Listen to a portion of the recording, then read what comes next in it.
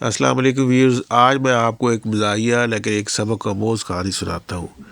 بے وقوفوں کی یہ بستی آج سے سینکڑوں برس پہلے کوکاف کے پاس تھی، لیکن اب وہاں اس کا نام و نشان تک موجود نہیں۔ بستی کے رہنے والے اپنی جہالت اور بے وقوفی کی وجہ سے ساری دنیا میں مشہور تھے۔ اچنبے کی بات یہ تھی کہ انہوں نے اپنی زندگی میں بلی کبھی نہیں دیکھی تھی، اور وہ بلی کے نام اس کی شکل سے بھی بالکل ناواقف تھے۔ اس کا نتیجہ یہ نکلا کہ بستی چوہوں سے کھچا کھچ بھر گئی۔ جدھر دیکھو چوہے ہی چوہے، ادھر چوہے، کوئی گھر ایسا نہ تھا جو ان سے آباد نہ ہو۔ لوگ اس قدر پریشان تھے کہ وہ ہر قیمت پر ان سے جان چھڑانا چاہتے تھے۔ انہوں نے کئی مرتبہ اکٹھے ہو کر اس بارے میں مشورے بھی کیے، لیکن نتیجہ وہی ڈھاک کے تین پات۔ کوئی مناسب ترکیب سمجھ میں نہ آئی۔ ایک دن شام کے وقت ایک مسافر بستی میں داخل ہوا، سرائے میں رات گزارنے کے لیے چلا گیا۔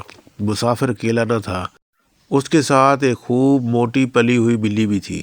یہ بلی چوہوں کا شکار کرنے میں بڑی ماہر تھی۔ چوہے سرائے میں ہر طرف چھلانگیں لگا رہے تھے۔ بلی پہلے تو ایک لمحے کے لیے ان موٹے تازے چوہوں کو ادھر ادھر گھومتے پھرتے دیکھتی رہی۔ آخر اسے رہا نہ گیا اور خوشی سے اس کی باچھیں کھل گئیں۔ وہ شست باندھ کر فوراً کودی اور چوہوں پر دھاوا بول دیا۔ کچھ مارے گئے، کچھ زخمی ہوئے، کچھ بھاگ کر جان بچانے میں کامیاب ہو گئے۔ سرائے میں جتنے لوگ موجود تھے وہ یہ بھگدڑ دیکھ کر بہت حیران ہوئے، اور باہر سے لوگوں کو بلا کر یہ بلی دکھانے لگے جو چوہے کھانے میں مصروف تھی، اور وہ سب اس عجیب و غریب جانور کو بڑے غور اور تعجب سے دیکھ رہے تھے۔ ان میں سے ایک نے کہا، اگر یہ کارآمد جانور ہمیں مل جائے تو چند ہی دنوں میں چوہوں سے نجات حاصل کی جا سکتی ہے۔ انہوں نے آپس میں مشورہ کرنے کے بعد بلی کے مالک کو 1000 روپے کی تھیلی پیش کی اور بلی خرید لی۔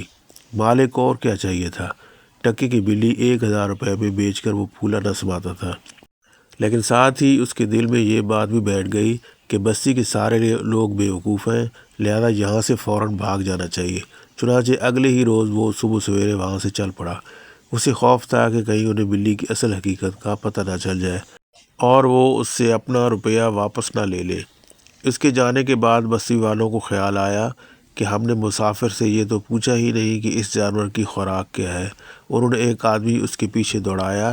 جب مسافر نے دیکھا کہ کوئی شخص اس کا پیچھا کر رہا ہے تو اس کا دل زور زور سے دھڑکنے لگا۔ اس نے اپنی رفتار اور بھی تیز کر دی۔ اس آدمی نے چلا کر کہا، او میاں، او بھائی، ہمیں اس جانور کی خوراک تو بتاتے جاؤ، وہ کھانا کیا ہے؟ مسافر نے جب سنا کہ وہ خوراک کے بارے میں پوچھ رہا ہے تو اس کی جان میں جان آئی۔ وہ مڑا اور وہیں سے گلا پھاڑ کے اس نے کہا، دودھ اور روٹی۔ پیچھا کرنے والا چونکہ بستی کے مورخوں میں اس سے تھا، لہذا دودھ اور روٹی کو بھینس موٹی سمجھا۔ اس نے دل ہی دل میں کہا، اف، یہ جانور موٹی بھینس کھاتا ہے، اب کیا ہوگا؟ ہم گھی اور دودھ کہاں سے لائیں گے؟ ہمارے بچے دودھ کے بغیر کیسے جئیں گے؟ اسی پریشانی میں وہ بستی میں پہنچ گیا۔ جب بستی والوں نے یہ ماجرا سنا تو وہ بھی بہت پریشان ہوئے۔ سارے مورخ مشورہ کرنے لگے کہ موٹی بھینس تو چند ہی دنوں میں ختم ہو جائے گی، اور پھر وہ پتلی بھینس کھانا شروع کر دے گی، اور جب وہ ختم ہو جائے گی تو بکریوں کی باری آ جائے گی۔ جب یہ بھی ختم ہو جائے گی تو کیا عجب یہ ہمیں ہی کھانا شروع کر دے۔ یہ سن کر عورتوں نے بے تحاشا رونا شروع کر دیا۔ ان کی دیکھا دیکھی بچے بھی رونے لگے۔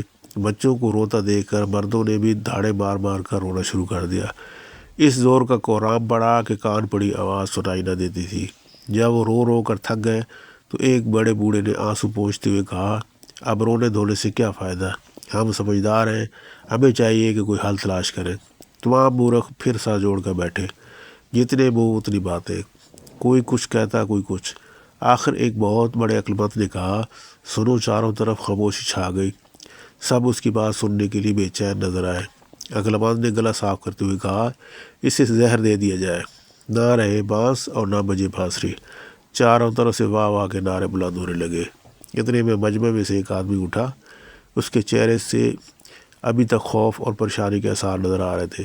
اس نے ایک لمبی اور ٹھنڈی سانس لینے کے بعد کہا، تم سب لوگ واقعی بیوقوف ہو۔ شاید تم یہ بھول گئے ہو کہ یہ جانور موٹی بھینس کھاتا ہے، زہر نہیں کھاتا۔ جس کے منہ کو خون لگا ہو وہ زہر کیسے کھا سکتا ہے؟ دوسرے ہی لمحے سارے مجمع پر بہت کسی خاموشی چھا گئی اور لوگوں کے چہروں پر ہوائیاں اڑنے لگیں۔ عورتوں نے رونا شروع کر دیا۔ پھر بچے رونے لگے، غرض ساری کی ساری بستی پھر پہلے کی طرح رونے میں مصروف ہو گئے۔ آخر ایک اور عقلمند اٹھا اور اس نے کہا، عورتیں روتی ہیں تو بچے بھی رونا شروع کر دیتے ہیں، بچوں کو رونا ہم سے دیکھا نہیں جاتا اور ہمیں بھی مجبوراً رونا پڑتا ہے، اس لیے عورتوں کو گھروں میں بھیج دیا جائے تاکہ ہم لوگ خاموشی سے کوئی اسکیم سوچ سکیں۔ لوگ بلی سے اس قدر خوفزدہ تھے کہ ان میں سے ایک نے کہا، یہ کیسے ہو سکتا ہے کہ ہم بچوں اور عورتوں کے اکیلے گھروں میں بھیج دیں؟ اس خوفناک جانور نے موٹی بھینس کھانے کی بجائے اگر انہیں کھانا شروع کر دیا تو ہم اس کا کیا بگاڑ لیں گے؟ ہائے کیسی منحوس تھی وہ گھڑی جب مسافر یہاں آیا اور ہم نے اس جانور کو خریدا۔ اس کمبخت سے تو چوہے بھی 1000 درجے بہتر تھے۔ آخر فیصلہ یہ ہوا کہ جب تک بلی کو مارنے کی معقول تجویز سمجھ میں نہ آئے، بچوں اور عورتوں کو کہیں نہ جانے دیا جائے۔ سب نے اس بات کو پسند کیا اور سوچ بچار کرنے لگے۔ آخر ایک ترکیب ان کی سمجھ میں آئی جس پر سب نے اتفاق کیا اور خوشی سے ناچنے لگے۔ ترکیب یہ تھی کہ بلی اس وقت جس گھر میں ہے اسے فوراً آگ لگا دی جائے۔ لہٰذا انہوں نے ایک لمحہ ضائع کیے بغیر اس گھر کو آگ لگا دی۔ جب شعلے پھیلنے لگے اور بلی نے خطرہ محسوس کیا تو اس نے اطمینان سے کھڑکی سے چھلانگ لگا دی اور دوسرے مکان میں چلی گئی۔ جب انہوں نے بلی کو شعلوں میں سے صحیح سلامت نکلتے ہوئے دیکھا تو مارے خوف کے تھر تھر کانپنے لگے اور انہیں فوراً ہی دوسرے گھر کو بھی آگ لگا دی۔ جب بلی وہاں سے تیسرے گھر میں کود گئی تو ان کی پریشانی غصے میں اور پھر اور بھی اضافہ ہو گیا اور انہوں نے تیسرے گھر کو بھی جلا کر خاک کر دیا۔ غرض مکانوں کو آگ لگانے کا یہ سلسلہ اس وقت تک جاری رہا جب تک کہ ساری بستی جل کر راکھ کا ڈھیر نہ بن گئی۔ آخر میں لوگوں نے دیکھا کہ بلی اس راستے پر بھاگی جا رہی ہے جس راستے سے صبح اس کا مالک گیا تھا۔ وہ لوگ یہ دیکھ کر بہت خوش ہوئے۔ اس خوشی میں انہوں نے ایک جشن منایا اور دیر تک ایک دوسرے پر جلے ہوئے مکانوں کی راکھ ڈالتے رہے۔ یہ کہانی ہمیں سکھاتی ہے کہ جہالت، افواہ پر یقین اور بغیر سمجھے فیصلہ کرنا سب سے بڑا نقصان ہے۔ جب انسان خود سوچنا چھوڑ دے اور ہر بات سنی سنائی پر مان لے تو مسئلہ حل ہونے کی بجائے تباہی بن جاتا ہے۔ یہ لوگ اگر تھوڑی سی عقل سے کام لیتے، سوال پوچھتے اور حقیقت جان لیتے تو نہ بستی جلتی نہ گھر برباد ہوتے۔ اکثر اوقات دشمن ہمیں نقصان نہیں پہنچاتا بلکہ ہم خود اپنی بے عقلی سے اپنا نقصان کر لیتے ہیں۔ عقل، تحقیق اور صبر ہی ہر مسئلے کا اصل حل ہے۔ یہ تھی ہماری آج کی ویڈیو۔ امید ہے کہ یہ کہانی آپ کو پسند آئی ہوگی۔